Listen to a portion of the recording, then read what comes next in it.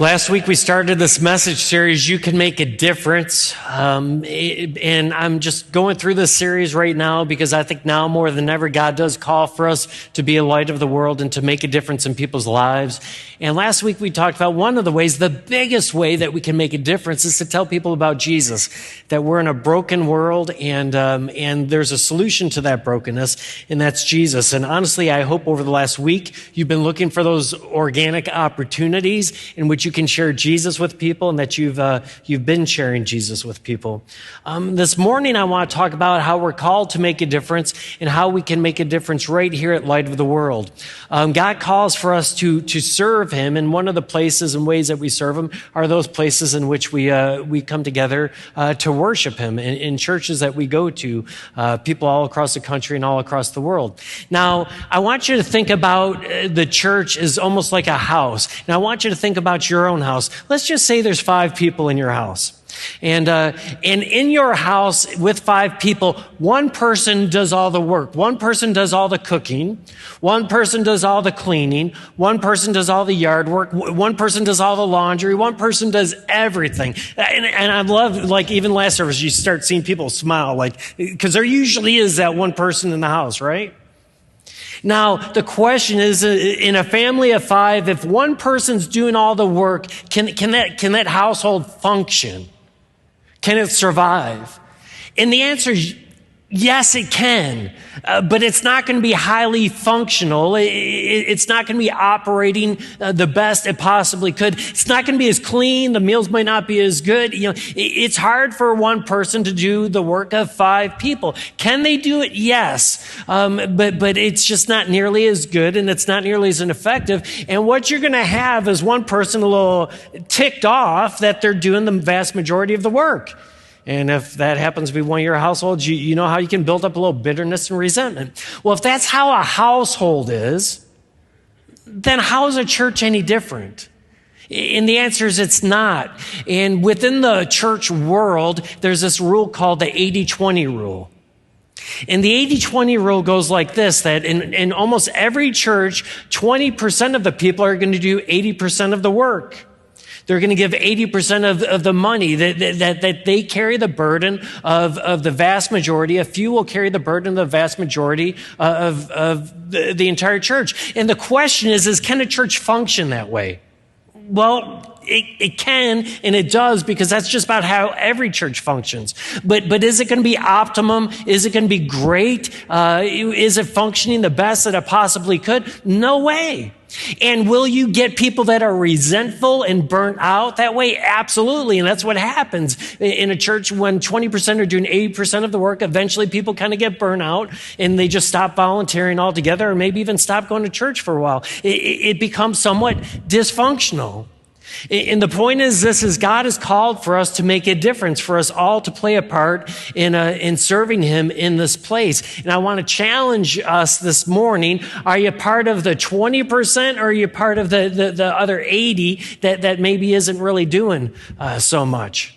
Now, I've got a couple different videos that I want to use because I always like to use imagery to kind of understand concepts. So I came up with 2 different videos to kind of illustrate this point that God has called for us to work together to make a difference in His church. This first one is a couple elephants. And I challenge you as you watch this first video, if elephants can figure it out, can't we? Okay. I feel so bad for that one elephant that knows, like, he can't pull on the rope till the other one comes. He's just waiting patiently, like, is my friend coming? Is my friend coming? And friend comes, and then, like, they get the peanuts, right? They understand that they have to work together. And so as God calls for us to make a difference in this church, well, a big part of it is that we've got to work together. And if elephants can figure out how to do that, well, then how much more should we be able to understand that concept as well? Not only do we have to work together, but we just have to get involved, and we've got to do it. One of the concepts that I've always kept in mind about ministry, and I've used this illustration off and on over the years, is for me, ministry is a lot like, rowing. And you need everyone in the boat and everyone in the boat rowing. And if people aren't all in the boat and they're not all rowing, the ministry is not going to go anywhere. So this next video I want to show you is this guy, I think it's the University of Washington, I don't remember. But anyways, someone comes out to the university's rowing team and kind of gets a lesson on rowing and so forth. So I want you guys to watch this next video, and I want you to think about it, how that affects, or what it has to do with ministry and all of us kind of being in the boat and rowing together. Let's go ahead and play it. I love that imagery for ministry. I said, imagine a home in which one person's doing all the work and the other four aren't, or ministry, the 80-20. What if 80% of the people on that boat are just sitting there?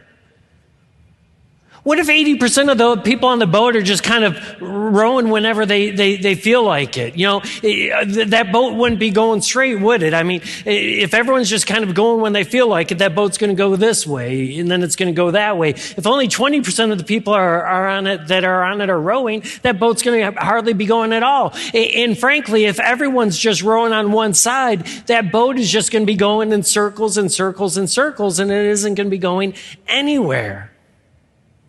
Now think about that in terms of from a ministry perspective. Some of you, this church is 20 years old. Some of you have been here 15 years or 17 years, and you're like, man, I've been rowing, and I've been rowing ever since, we started coming, and I'm just getting tired of it. Let some of these new people start rowing, and you're just sitting in the boat this is nice. Just enjoy, but you're not rowing anymore. And some of you, it's you're new to the church and you're like, man, I just got done coming from a church in which I was serving all the time, and I'm burnt out, and I'm just going to enjoy this, and I don't want to volunteer. I don't want to serve. And you're just sitting in the boat and you're just enjoying, as it's getting rowed, and you're not rowing. And then a lot of us in here, we're so incredibly busy, right? And when, I'm too busy to volunteer and I'm too busy to get involved. And so what happens is we're all sitting in a boat, and a lot of people aren't rowing. And when you're not rowing, where's that boat going? It ain't really going anywhere.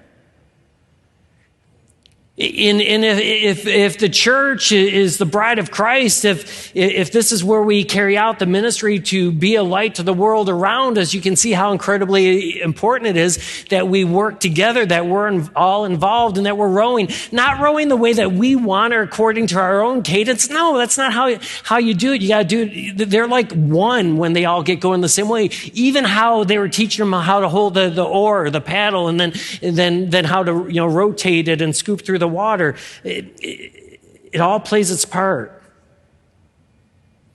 I want to share with you, for the remainder of our time this morning, 3 Bible passages and 3 different ways that we can make a difference here at Light of the World. Let's start with the 3 different Bible passages.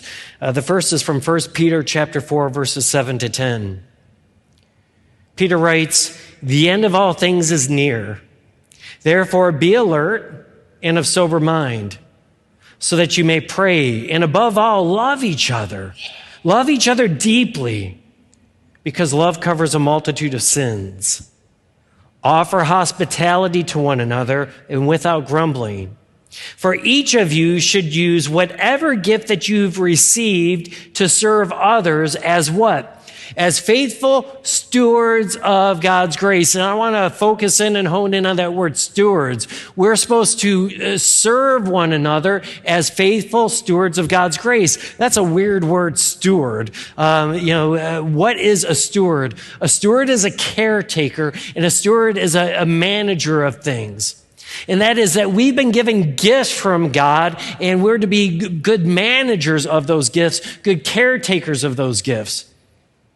Now, I want you to think about it in terms of your 401k. You have someone that manages your 401k. The money's yours.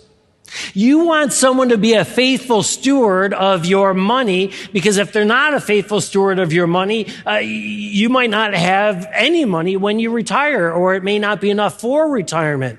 If the market's going up, but your 401k is staying the same, you're going to want that manager, that steward of your money, to be fired.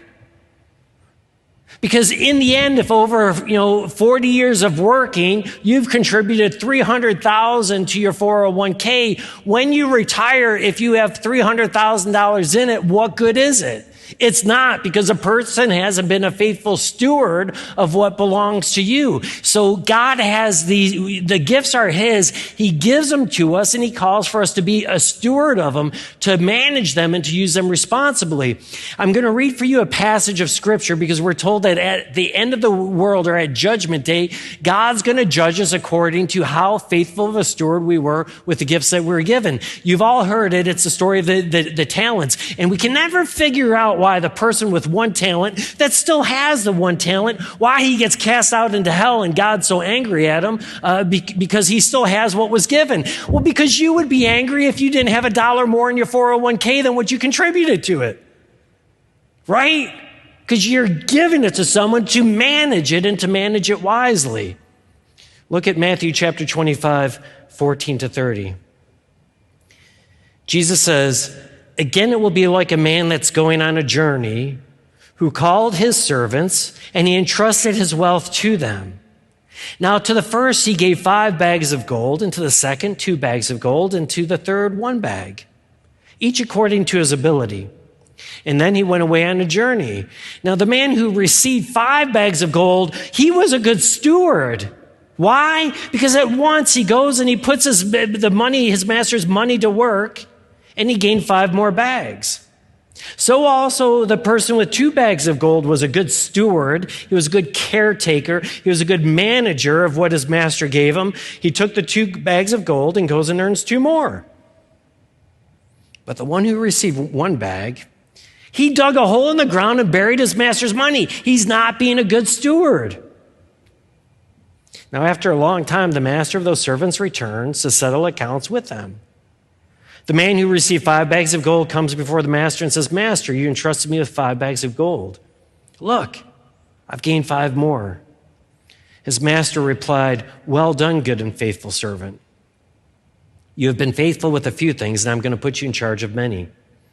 Come and share in your master's happiness."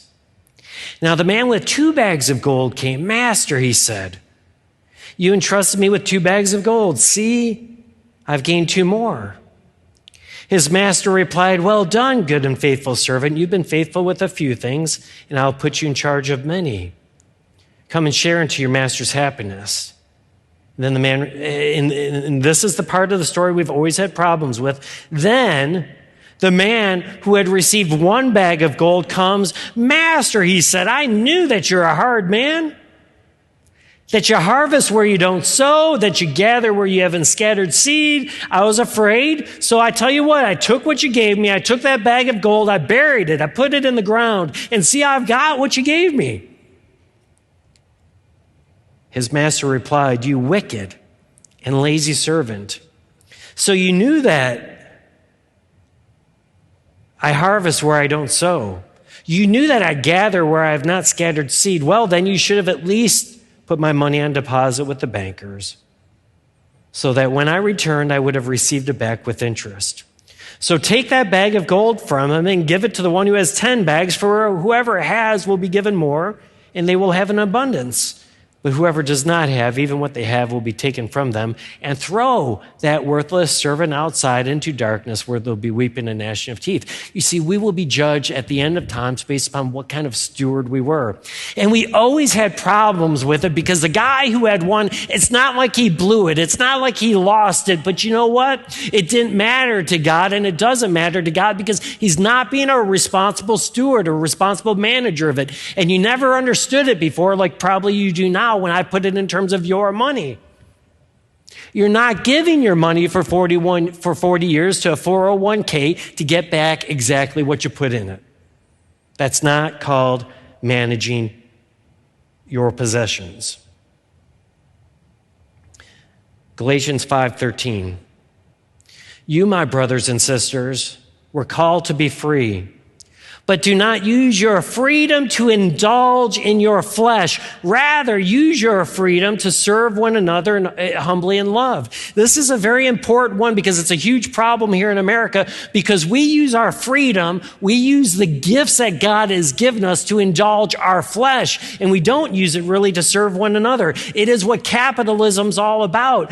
Capitalism's about, hey, we're going to use our freedom to become wealthier, and we're all trying to get as wealthy as we possibly can. We're all trying to get as many toys as we possibly can. We're all trying to go on as many vacations as we possibly can. We're all going to these fancy places and paying so much for like a meal that in some parts of the world, you could probably pay for someone to eat for a whole year. We're doing all that. Why? Because we're using like these blessings that God gives for our own benefit in our own selfish desires. This is where capitalism's wrong. It's where it's not biblical, right? Now, I'm not suggesting socialism. That's not any better, in which people are rewarded for being lazy and you might as well just underachieve. God wants you to do all that you can as if you're serving the Lord, and he wants you to be successful, and he wants you to use these gifts, but he wants you to be generous with them. And he wants you to be gracious with them and not just use them for the betterment of yourself.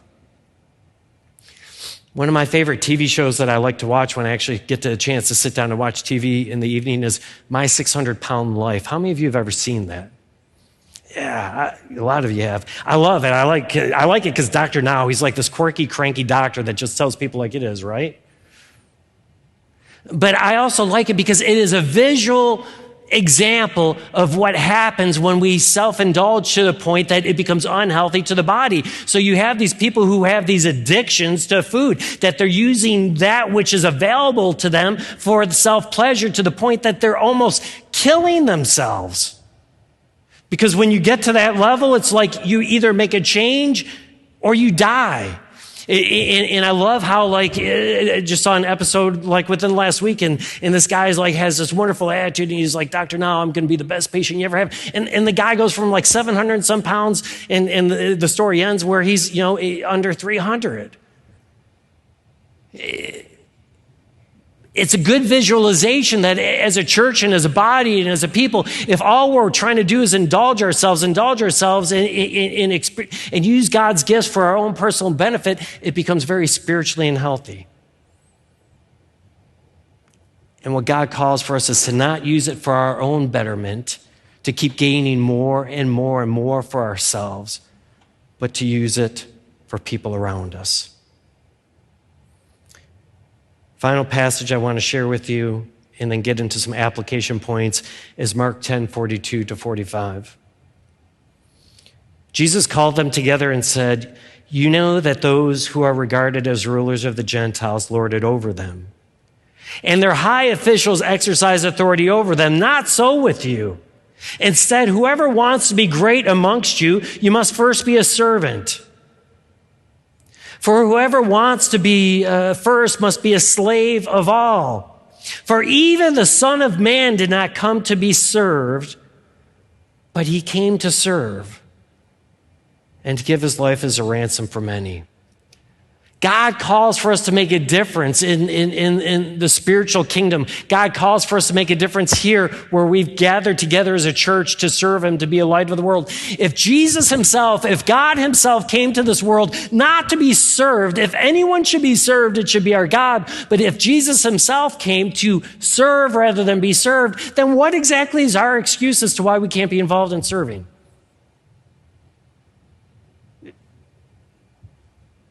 That we're too busy? That it's beneath us? I mean, what is it? God himself comes not to be served, but to serve. What is our excuse if we're not?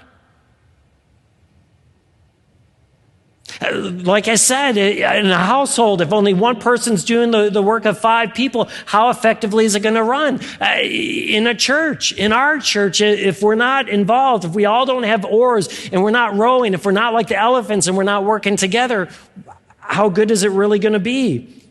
And what a sin is it if we're just squandering the gifts and the abilities that God has given us to use and to share? All right, I want to go through 3 main ways that you can be involved here at Light of the World if you're not. And statistically speaking, and I don't know what it is for us, I mean, there's going to be a large percentage of people who just aren't rowing. So how are ways that we can make a difference here at Light of the World? The first is this, is that you've got to be willing to give something called time. And I have to tell you, time is a precious commodity. And I'm going to be honest with you, and if you know me very well, you know I cannot stand having my time wasted. If I'm going to get crabby, waste my time. Because I know when time's gone, I will never get it back. I know I never have enough time for myself. I never have enough time for people who are around me and all the needs that people have. So I have to be like really a strong manager of my time. It's incredibly limited. If we don't have people that are willing to give their time in terms of serving here at Light of the World, then guess what? We're hiring every position. We're hiring camera people. We're hiring people that are forwarding these slides. We're hiring, every instrument, every vocalist. We're hiring every Sunday school teacher. If people aren't willing to give their time, we're hiring for everything. And is that being a good steward of God's offerings and gifts if we have to hire someone to sing, or we have to hire someone to teach Sunday school? Nah, probably not. I want to give a shout out to just a few of people who around here give a lot of their time. The first, Dee Kaminsky. Dee's on the executive board, but that's not her shout out. That requires a very small amount of time. But what you don't know about Dee, unless you come up here on Saturdays, is that every Saturday for 4 to 5 hours, almost every Saturday for 4 to 5 hours, she sits right out there in that flower bed, in the flower beds out there, and she's pulling the little saplings that are coming up. She's trimming the bushes, and she's making it look nice so that when you come in on Sunday, it looks great out there. 4 to 5 hours every Saturday. That's time. Listen, it doesn't take like a degree to do that. It's not like a high-skilled volunteer position, but it takes a lot of time, and she gives it.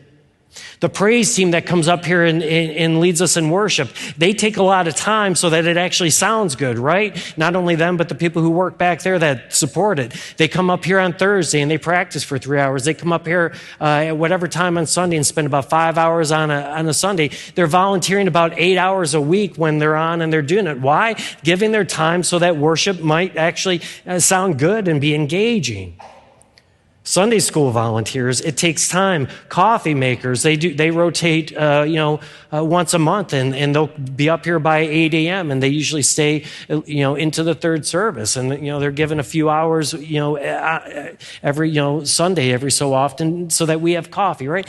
So the point is it doesn't. Some of this stuff doesn't. It's not like high skilled. It's not like it's hard to do. But what it takes is a very precious commodity called time. So that's one of the ways that you can serve here at Light of the World is just to have time.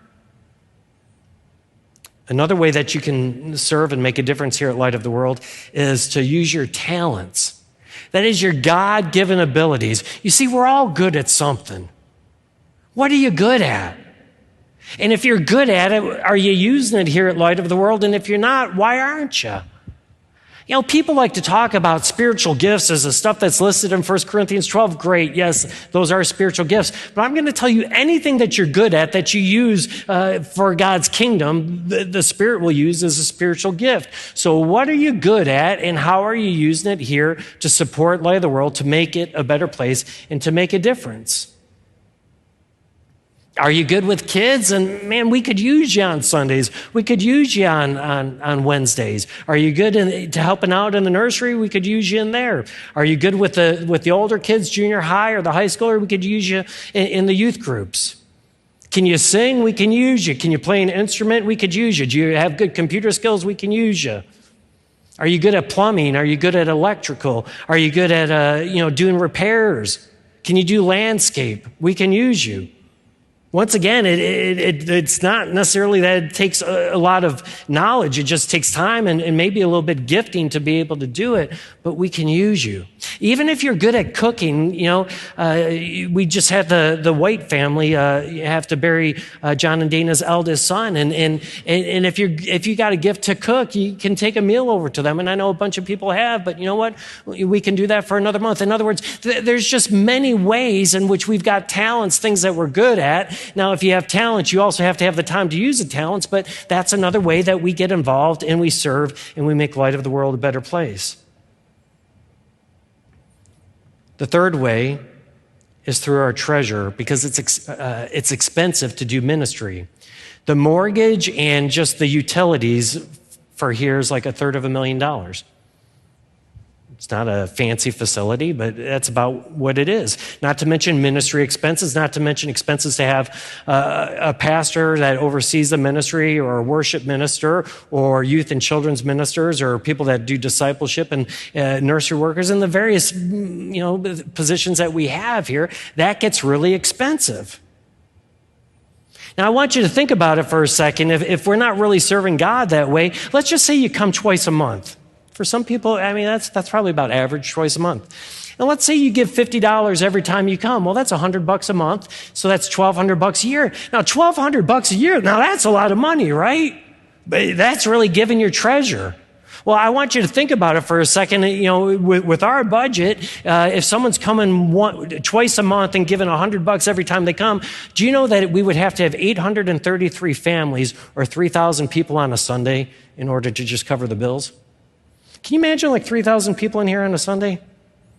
I can't imagine 2,000 in this facility on a Sunday. Honestly, you can't imagine 1,000 in here on a Sunday. Anything over about 600 to 800 between the three services, it ain't going to happen. So how in the world do you operate a facility like this, which isn't fancy, and none of us are getting rich, right? So how do you do that, with people giving $50 when they come every time they come twice a month? You don't. And you think $1,200 is a lot of money, but let me ask you, $100 a month, how much are you spending on Starbucks? How much are you spending on your dog food? Because I guarantee you we're talking dog food levels here, right? Is that really giving God our treasures when we're giving him what we give the dog? But you know what? If we tithe, if we give 10%, then really what it would require for this congregation is like around 90 families and about 300 people on a Sunday to cover things. You see the difference? Now, ideally, as we're all rowing, we want people to be giving sacrificially of their time, talent, and treasure. But I get that sometimes we can't do that. I've got some single moms that are young, and they're like, when they join, and we kind of talk about the different ways we serve God, they'll come to me and say, listen, I would love to give God my money, but I don't have any, but I'm going to volunteer and give you time. I'm going to volunteer in children's ministry. And I'm like, great, thank you so much. It is a perfect starting place, and that is so appreciated. And some of you in here, maybe you're like traveling 6 days a week, and so you can't volunteer doing things, but you're making a buttload of money because you're like traveling all the time, and you're like, I can't volunteer any time. I really can't give you any of my talents, but man, I'm making a ton of money, and I'm going to give generously to church. All right, man, thank you very much. We appreciate it. So maybe we're at different points in our lives in which we can't give equally of all three of these things. Ideally, that's what we should do, but maybe we can't. But the point is all of us in here should be doing one of these three at least. All of us in here should be, making a difference for God's kingdom. We don't want to underachieve what we're doing for the Lord. There's not a person in here that if you could have it better for your life by doing this and this and that, you wouldn't do it. If all you had to do is work an extra hour every day, and suddenly, you could make $100,000 extra more a year, man, I guarantee you, not only are you going to be wanting to do it, your spouse is going to be like, yeah, put in that extra hour.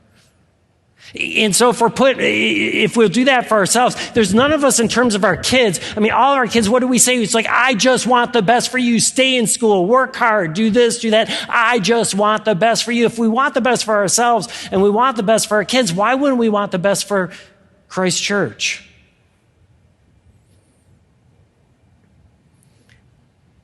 If you aren't currently serving here at Light of the World, figure out a way to serve.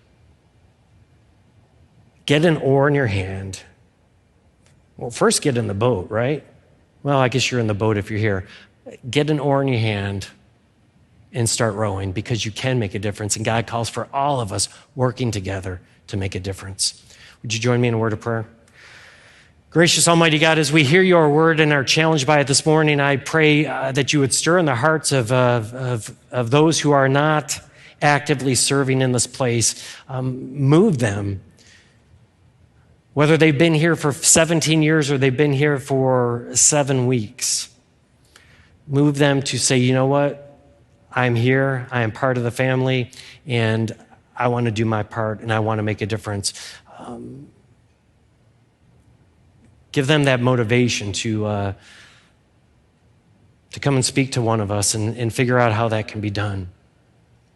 For those who are part of the select few that do so much, I just thank you, gracious God, for their service. I pray that you would continue to make them strong so that they would continue in it. But in the end, gracious God, help us to look to you, because you are the one who will call account to us to be faithful stewards of all that you've given us. Help us, gracious God, to take an honest evaluation to determine if we're using that for our self-benefit or for your glory and for your benefit, to be that light to the world that you've called us to be. We pray this in Jesus' holy and precious name. Amen.